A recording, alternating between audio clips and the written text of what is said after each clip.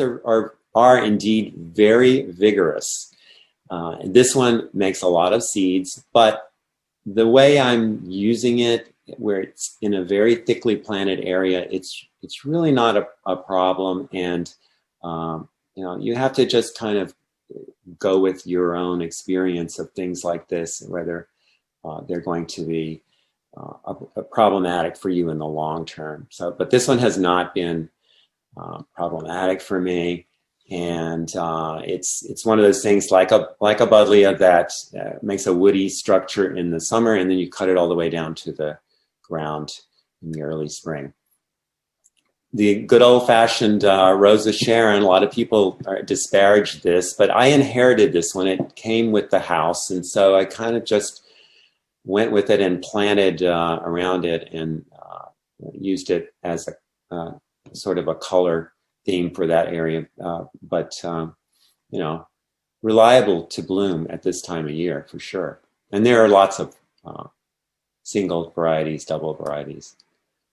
One probably my favorite shrub for this time of year, and almost any, is Hydrangea arborescens. If any of you followed the plant trials that Mount Cuba does, they just did one on hydrangeas.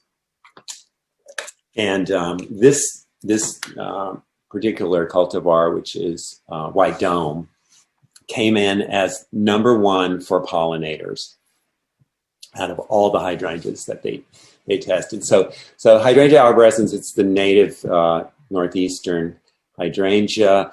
It can be cut all the way down to the ground in the winter. I don't do that. I cut it about halfway and thin out in the early spring.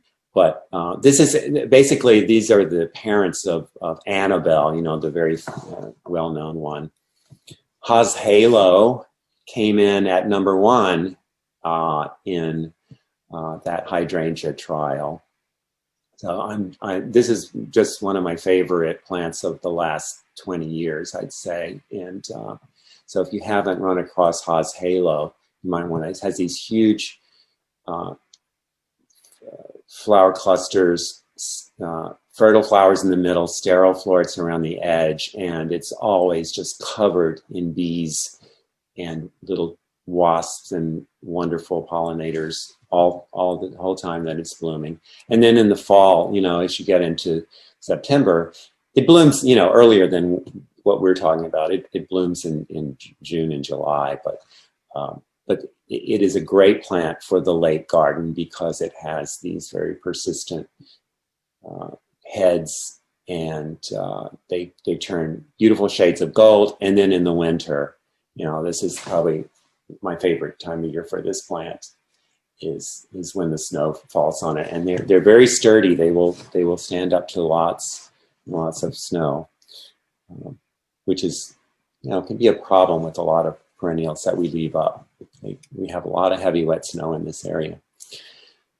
Hydrangea quercifolia, the oak leaf hydrangea, really because of its foliage, it's can be featured in a September garden. It's already done its thing, but it's really very gorgeous foliage. The deciduous hollies are another one of the big gun shrubs that you'd want for this time. This is not my garden. This is at Federal Twist, which is a wonderful garden in western New Jersey, James Golden's garden. And we were there in October, I think it was, and this is one of the red flower ones. I like this one. This is Winter Gold. It's kind of it's not really gold. It's more like a